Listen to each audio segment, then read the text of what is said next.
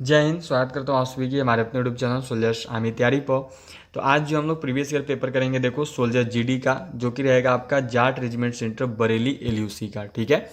Basic सी details दी गई है कि ड्यूरेशन 60 मिनट्स, ये आप सब जानते हो। टोटल समय 60 मिनट का होता है। मैक्सिमम मार्क्स 100 होती है जीडी में, और पासिंग मार्क्स 35 होती है। पर 35 से कुछ होना तो है नहीं, आपको मेरिट तो हाई करनी ही होगी, ज़्यादा क्वेश्चन टच करने होंगे सभी को। जो है देखो, कैसे भी सभी यदि अपना इसको 35 प्लस रखते हो तो आर्मी जीडी में ओवरऑल सभी का सिलेक्शन हो ही जाता है। ठीक है। 35 प्लस यदि रखोगे तो ऑल ओवर इंडिया में तो 35 प्लस रहेगी तो सिलेक्शन हो जाएगी। और अभी जो है आज हम लोग जीके का क्लास करेंगे। ठीक है। आज की जो जीके की क्लास है, इसमें मैं आपको 27 प्लस का टारगेट दे रहा हूँ, ऑल ऑफ 30 में से। ठीक है। जो जीके जीएस की क्लास होगी, जो जीके जीएस के क्वेश्चन हम लोग करेंगे अभी, उसमें से आपको देखो 30 में से मैं 27 प्लस का टारगेट दे रहा हूँ। सभी को 27 प्लस जरूर अचीव करेगा।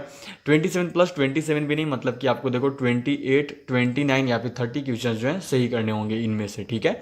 तो चलिए आज की क्लास को शुरू करते हैं क्वेश्चन नंबर 1 के साथ। सेक्शन ए है आपका, देखो, जिसमें कि जनरल नॉलेज के क्वेश्चन हैं। क्वेश्चन नंबर 1 से लेकर 15 तक, सामान्य ज्ञान प्रश्न क्रमांक 1 से 15 तक। ठीक है। और एक बात कि सभी जो है जल्दी से क्लास को शेयर कर दीजिए अपने और भी फ्रेंड्स के साथ। जो भी क्लास अटेंड करो सभी जरूर शेयर करो अपने फ्रेंड्स तक, उन तक हमारी इस क्लासेस को जरूर पहुंचाइए। उसके साथ साथ लाइक बटन जरूर प्रेस कर दीजिएगा जो भी क्लास अटेंड कर रहे हैं। और जो भी हमारे इस यूट्यूब चैनल पर नए होंगे वो चैनल को सब्सक्राइब करके बेल आइकन जरूर प्रेस कर दीजिएगा, क्योंकि देखिए हमारे इस यूट्यूब चैनल पर रोज दोपहर 1 बजे जो है देखो आपका आर्मी का जीके जीएस का क्लास आता है। एंड रोज शाम 7 बजे जो है देखो आपका इंडियन आर्मी का प्रीवियस ईयर क्वेश्चन पेपर का क्लास आता है। तो आपसे भी हमारी दोनों क्लासेज में हमारे साथ जरूर जुड़े। तो चलिए क्वेश्चन नंबर 1 देखो आपका दिया हुआ है। Term of Rajya Sabha member is, Rajya Sabha के सदस्य का कार्यकाल कितने वर्षों का होता है? 2 वर्ष, 5 वर्ष, 6 वर्ष, या फिर ऑप्शन नंबर डी इनमें से कोई नहीं। जो राज्यसभा के सदस्य हैं उनका कार्यकाल कितने वर्षों का होता है? चलिए सबको आंसर बताते चलिएगा। तो देखिए राज्यसभा के सदस्य को का जो कार्यकाल है वो होता है 6 वर्षों का। राइट आंसर क्या हो जाएगा? तो ऑप्शन नंबर सी, 6 ईयर्स, 6 वर्ष। चलिए अगले क्वेश्चन को देखेंगे जो कि दिया हुआ है। देखो, who was the first Muslim women ruler of Delhi? Delhi की प्रथम मुस्लिम महिला शासक कौन थी? चांद बीवी, सुल्तान रजिया, बेगम हजरत महल, या फिर नूरजहां? दिल्ली या फिर भारत भी एक तरीके से होता है, तो याद रखिएगा, बताने की कोशिश करिए कि दिल्ली की प्रथम मुस्लिम महिला शासक जो है निम्न में से कौन सी थी? तो देखिए दिल्ली की जो प्रथम मुस्लिम महिला शासक हैं वो हैं सुल्तान रजिया। राइट आंसर क्या हो जाएगा? तो ऑप्शन नंबर बी, सुल्तान रजिया, या फिर इसको देखो रजिया सुल्तान भी लिखता है, तो दोनों चीज़ें ध्यान में जरूर रखना। चलिए अगले क्वेश्चन को देखेंगे जो कि देखो यहाँ पे दिया हुआ है। The largest irrigation canal in India is called the, Bharat में सबसे बड़ी सिंचाई नहर है कौन सी है? भारत में सबसे बड़ी सिंचाई नहर इंदिरा गांधी नहर, ऊपरी बारी दोआब नहर, यमुना नहर, या फिर सरहन नहर? भारत में जो है देखो सबसे बड़ी सिंचाई नहर कौन सी है, ये जो है आप सबको यहाँ पर बतानी है। कौन सी होगी भारत की सबसे बड़ी सिंचाई नहर? तो बहुत बार आप सबको मैंने पढ़ाया है। देखिए भारत में जो सबसे बड़ी सिंचाई नहर है वो कौन सी है? तो वह है आपका इंदिरा गांधी कैनल, इंदिरा गांधी सिंचाई नहर। ठीक है। चलिए अगले क्वेश्चन को देखेंगे जो कि देखो आपका यहाँ पे दिया हुआ है। यह है देखो, कंबाला रेस और traditional buffalo race is being held in, Kambala एक पारंपरिक भैंसा दौड़ का आयोजन किस राज्य में होती है? तमिलनाडु, केरल, तेलंगाना, या फिर कर्नाटका? निम्न में से किस राज्य में जो है देखो आपका कंबाला एक पारंपरिक भैंसे दौड़ का आयोजन होता है? ये आप सबको यहाँ पर बताना है। तो चलो सबको आंसर करना कि कंबाला जो भैंसा दौड़ है उसका आयोजन किस राज्य में होता है। तो देखिए कंबाला का जो आयोजन है वो कहाँ होता है? तो वो होता है आपका कर्नाटका में। राइट आंसर क्या हो जाएगा? तो ऑप्शन नंबर डी, कर्नाटका। ठीक है। चलिए अगले क्वेश्चन को देखेंगे जो कि देखो क्वेश्चन नंबर 5 है आपका। Where is Lal Bahadur Shastri national academy of administration located? Lal Bahadur Shastri राष्ट्रीय शासन अकादमी कहाँ स्थित है? दिल्ली में, ऊटी में, मसूरी में, या शिमला में? निम्न में से कहाँ पर जो है देखो आपका लबासना इसको बोलते हैं, Lal Bahadur Shastri national academy of administration कहाँ पे है? लबासना कहाँ पे स्थित है? भारतीय लाल बहादुर शास्त्री राष्ट्रीय शासन अकादमी कहाँ पे है? तो ये देखो आपका स्थित है मसूरी में। राइट आंसर क्या हो जाएगा? तो ऑप्शन नंबर सी, मसूरी। ठीक है। चलिए अगले क्वेश्चन को देखेंगे जो कि देखो यहाँ पर आपका दिया हुआ है। क्वेश्चन नंबर 6 है। यह है देखो आपका कि खासी and Garo tribes mainly live in, खासी और गारो जनजाति मुख्य रूप से में रहते हैं नागालैंड में, मेघालय में, मणिपुर में, या मिजोरम में? जो खासी एवं गारो जनजाति हैं वो मुख्य रूप से कहाँ पर रहते हैं, ये आप सबको यहाँ पर बताना है। तो देखिए खासी और गारो जनजाति जो है कहाँ पर रहते हैं? तो ये मुख्य रूप से रहते हैं मेघालय में। राइट आंसर क्या हो जाएगा? तो ऑप्शन नंबर बी, मेघालय। ठीक है। चलिए अगले क्वेश्चन को देखेंगे जो कि देखो जो आपका दिया हुआ है यहाँ पे, यह है कि prime meridian is located at degree meridian, भूमध्य रेखा डिग्री मध्याह्न पर स्थित है। 60, 80, 0 या फिर 90, कितने डिग्री मध्याह्न पर जो है देखो आपका भूमध्य रेखा स्थित है, ये आप सबको यहाँ पर बतानी है। जल्दी से आंसर करिएगा सब कोई। जिन्होंने अभी तक क्लास को सेशन को लाइक नहीं किया है वो सभी लाइक बटन जरूर प्रेस कर दे। उसके साथ साथ शेयर करिएगा अपने और भी फ्रेंड्स के साथ, और जो भी हमारे इस यूट्यूब चैनल पर नए हों वो चैनल को सब्सक्राइब करके बेल आइकन को ऑल पे जरूर सेट कर लीजिएगा। चलिए बताइए भूमध्य रेखा जो है कितनी डिग्री मध्याह्न पर स्थित है। तो जो भूमध्य रेखा है वो देखो आपका स्थित है ऑप्शन नंबर सी, 0 डिग्री मध्याह्न पर। राइट आंसर क्या होगा, तो ऑप्शन नंबर सी। चलिए अगले क्वेश्चन को देखेंगे जो कि देखो यहाँ पे आपका दिया हुआ है। यह देखो the most important uranium mine in India is, Bharat का सबसे महत्वपूर्ण यूरेनियम खदान में है।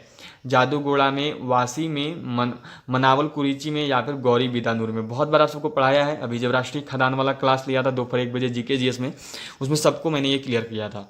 चलिए सबको बताइएगा कि भारत का जो है सबसे महत्वपूर्ण यूरेनियम खदान कहाँ पे है।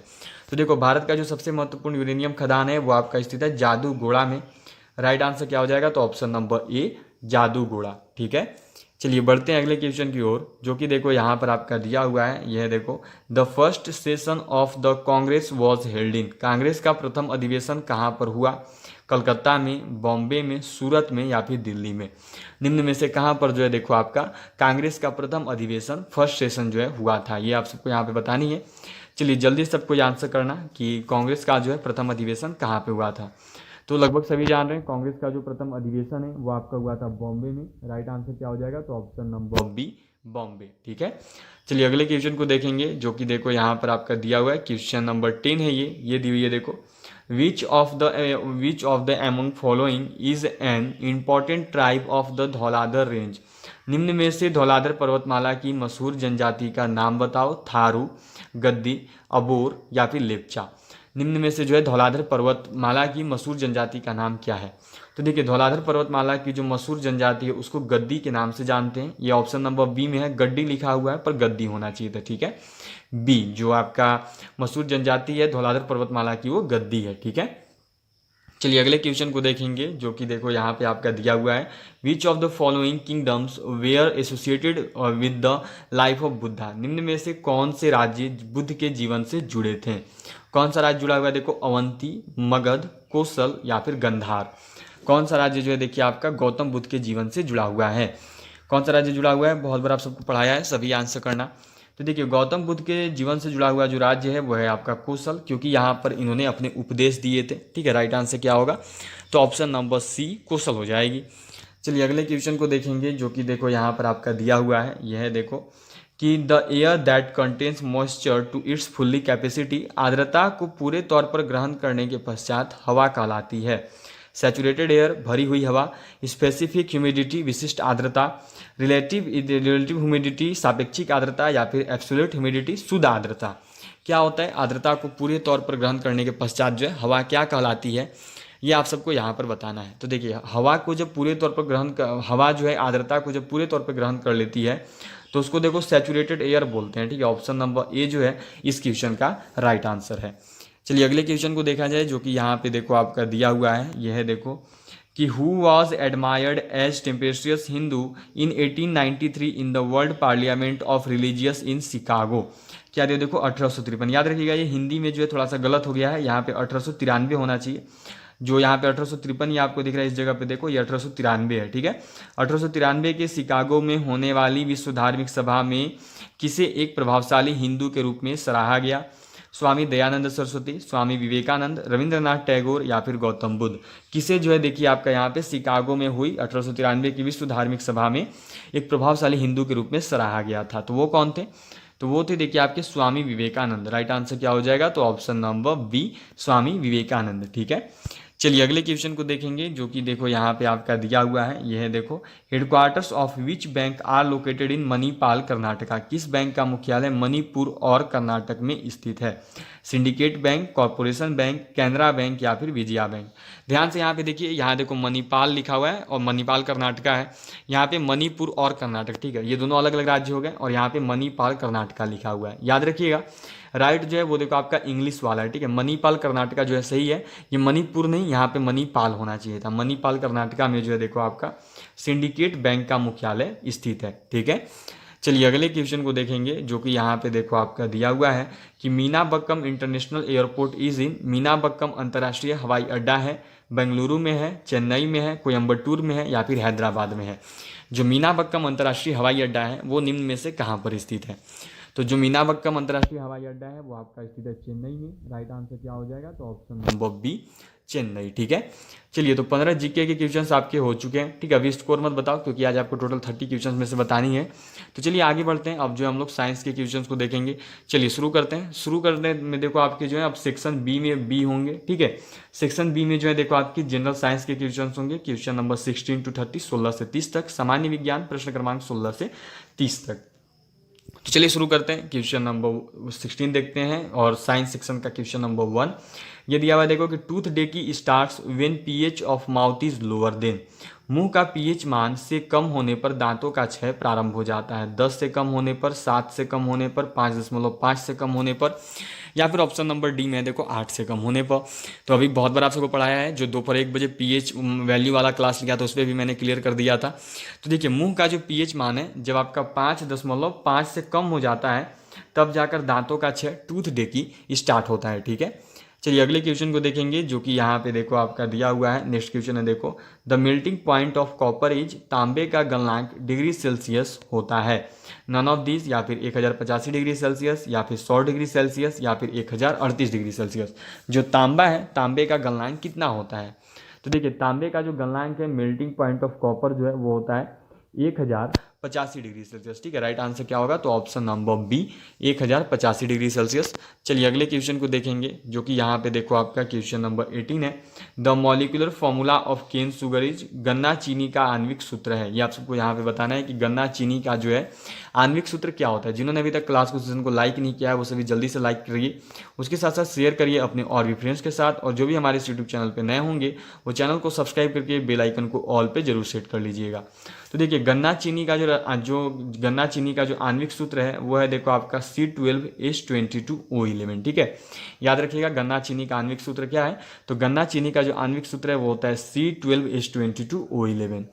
चलिए अगले क्वेश्चन को देखेंगे, जो कि यहाँ पे देखो आपका दिया हुआ है। Which of the following is the first calculating device, निम्न में से पहला गन्ना यंत्र कौन सा है? ट्यूरिंग मशीन, पास्कलिन, अबेकस, या फिर गन्ना करने का यंत्र कैलकुलेटर।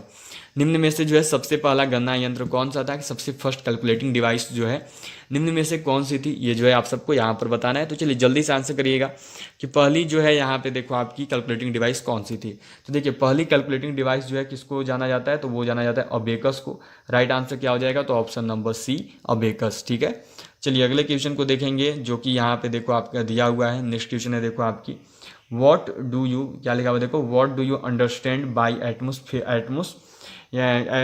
वॉट वुड यू, क्या लिखा हुआ देखो यहाँ पे अच्छे से कि what would you understand by aerodynamics, आप वायु गति शास्त्र से क्या समझते हैं? नन ऑफ दिस, या फिर यह जनन अंगों का विज्ञान है, या फिर देखो आपकी यहाँ पे दी हुई है कि यहाँ पे नेक्स्ट में दिया हुआ है, it is a science of movement in a flow of air and gas, यह हवा या गैस के प्रवाह में होने वाली हलचल का विज्ञान है, या फिर यह शरीर के दर्द के अध्ययन से संबंधित विज्ञान है। कौन सा विज्ञान है? आप वायु गति शास्त्र से क्या समझते हैं? एरोडायनामिक्स से जो है आप क्या समझते हैं? तो देखिए जो एरोडायनामिक्स है, जो वायु गति शास्त्र है, ये जो है यह हवा या गैसों के प्रवाह में होने वाली हलचल का विज्ञान है। ठीक है, राइट आंसर क्या हो जाएगा? तो ऑप्शन नंबर सी। चलिए अगले क्वेश्चन को देखेंगे, जो कि यहाँ पे देखो आपका दिया हुआ है। The revolver was invented by, revolver का आविष्कार द्वारा किया गया था। जॉन ब्राउनिंग के द्वारा, थियोडोर वर्गमेन के द्वारा, सैमुअल कोल्ट के द्वारा, या फिर हेनरी डेनरिंग के द्वारा। निम्न में से रिवॉल्वर का आविष्कार जो है किसके द्वारा किया गया था? ये आप सबको यहाँ पे बतानी है। चलिए जल्दी से आंसर करिएगा कि रिवॉल्वर का आविष्कार जो है किसने किया था। तो देखिए जो रिवॉल्वर है उसका आविष्कार किया गया था सैमुअल कोल्ट के द्वारा। राइट आंसर क्या हो जाएगा? तो option number C Samuel Colt. ठीक है, चलिए अगले क्वेश्चन को देखेंगे, जो कि यहाँ पे देखो आपका दिया हुआ है। नेक्स्ट क्वेश्चन है देखो कि hertz is the unit of, hertz की इकाई है दाब की, इनमें से कोई नहीं, आवृत्ति की या फिर आवर्तन की संख्या की। किसकी इकाई है? जो हर्ट्ज है वो निम्न में से किसकी इकाई है? ये आप सबको यहाँ पर बताना है, जल्दी से आंसर करना। तो देखिए जो हर्ट्ज है वो इकाई है फ्रीक्वेंसी की, आवृत्ति की। राइट आंसर क्या हो जाएगा? तो ऑप्शन नंबर सी आवृत्ति, फ्रीक्वेंसी। ठीक है, चलिए नेक्स्ट क्वेश्चन देखेंगे, क्वेश्चन नंबर 23, जो कि दिया हुआ है देखो, who among the following is considered as the father of artificial intelligence. निम्नलिखित में से किसे कृत्रिम बुद्धि का जनक माना जाता है? जेपी एकर्ट को, चार्ल्स बेबेज को, जॉन मैककार्थी को या फिर ली दे फॉरेस्ट को? किसे जो है देखिए आपका कृत्रिम बुद्धि का जनक के रूप में जाना जाता है, ये आप सबको यहाँ पे बतानी है, जल्दी से आंसर करिएगा। तो देखिए कृत्रिम बुद्धि का जनक जो है, कृत्रिम बुद्धि के जनक के रूप में जाना जाता है जॉन मैककार्थी को। राइट आंसर क्या हो जाएगा? तो option number C, John McCarthy. ठीक है, चलिए नेक्स्ट क्वेश्चन देखा जाए, जो कि यहाँ पे है, देखो आपका ये दिया हुआ है कि coronagraph is used for, coronagraph का प्रयोग के लिए किया जाता है blood pressure, study blood pressure, रक्तचाप के अध्ययन के लिए, सूर्य के कोरोना का अवकलन और तस्वीरें खींचने के लिए, धमनियों के अध्ययन के लिए या फिर नसों का अध्ययन के लिए? किसके लिए जो है देखो आपका कोरोनाग्राफ का प्रयोग किया जाता है, ये आप सबको यहाँ पर बताना है। चलिए जल्दी से आंसर करिएगा।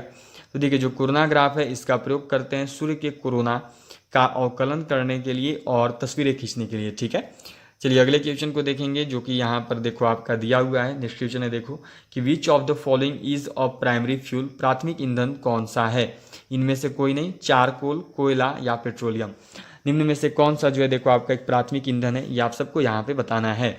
चलिए सबको आंसर करिएगा। तो देखिए ऐसे पेट्रोलियम भी जो प्राकृतिक ईंधन हो सकता है, लेकिन यहाँ पे देखो आपका पेट्रोलियम से पहले जो आता है वो होता है कोयला। ठीक है, तो कोयला जो है ये प्राथमिक ईंधन है, ज़्यादातर नॉर्मल बेस पे यूजेबल होता है।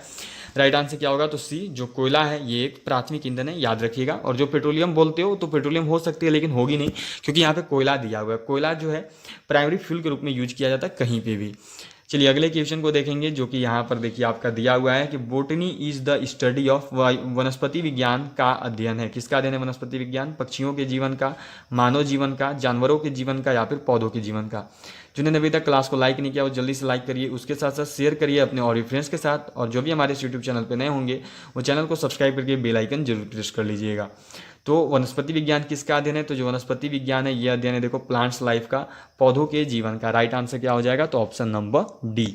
चलिए अगले क्वेश्चन को देखेंगे, जो कि यहाँ पर देखो आपका दिया हुआ है, ये दी हुई है देखो which among the following helps in circulation of blood, इनमें से कौन सा रक्त संचार में सहायक है? सफेद रक्त कोशिका, इनमें से कोई नहीं, मोनोसाइट्स या फिर रक्त बिंबाणु? कौन जो है देखो यहाँ पे आपके रक्त संचार में सहायक हैं, ये जो है आप सबको यहाँ पर बताना है। चलिए सबको बताइएगा कि इसकी आंसर्स क्या होंगी। ठीक है, निम्न में से कौन जो है देखो आपका रक्त संचार में सहायक होता है? ठीक है, ये आप सबको बतानी है। तो ये क्वेश्चन मैंने आप सबको बहुत बार करवाया है और ये क्वेश्चन आज का आपका होमवर्क रहेगा। ठीक है, सबको का होमवर्क है ये, सबको होमवर्क में बताएगा। जो कमेंट बॉक्स दिख रही है आपको लाइव चैट में, जो कमेंट बॉक्स दिख रही है उसमें सबको बतानी है कि रक्त संचार में जो है इनमें से कौन सा सहायक होता है। ठीक है, चलिए अगले क्वेश्चन को देखेंगे, जो कि देखो क्वेश्चन नंबर 28 है। What is the correct unit of for measuring terrestrial distance, terrestrial दूरी मापने की कौन सी सही इकाई है? सेंटीमीटर, प्रकाश वर्ष, मीटर या किलोमीटर? टेरिस्टिकल दूरी मतलब खगोलीय दूरी हो गई। खगोलीय दूरी टेरिस्टिकल डिस्टेंस को मापने की सही इकाई क्या है? तो देखिए टेरिस्टिकल दूरी को मापने की जो सही इकाई है वो है आपकी प्रकाश वर्ष। राइट आंसर क्या हो जाएगा? तो ऑप्शन नंबर बी, प्रकाश वर्ष, लाइट ईयर। ठीक है, चलिए नेक्स्ट क्वेश्चन करते हैं, जो कि यहाँ पर देखो आपका दिया हुआ है, यह है देखो at high altitude nose bleeding occurs due to, अधिक ऊंचाई वाले क्षेत्र में किस कारण नाक से खून बहने लगता है? इनमें से कोई नहीं, उच्च वायुमंडलीय दबाव की वजह से, अत्यधिक सर्दी की वजह से या फिर निम्न वायुमंडलीय दबाव की वजह से?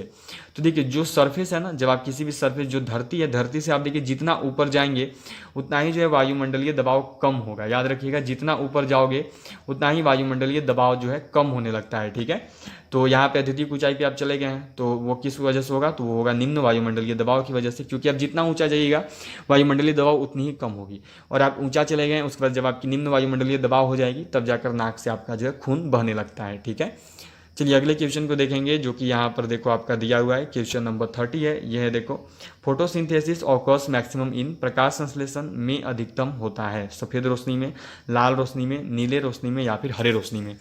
किस रोशनी में जो है देखिए आपका प्रकाश संश्लेषण सबसे अधिक होता है, ये आप सबको यहाँ पे बताना है। तो किस रोशनी में है? तो बहुत बार आप सबको पढ़ाया है। तो देखिए जो प्रकाश संश्लेषण है ये सबसे अधिक होता है लाल रोशनी में। राइट आंसर क्या हो गया? तो option number B, red light. ठीक है, चलिए कवर अप हो चुकी है। 30 क्वेश्चन जो है आज की आपकी करवा दी गई हैं। ठीक है, हम लोग जीके जीएससी करते हैं, मैथ नहीं करते प्रीवियस ईयर में, आप सबको पता है।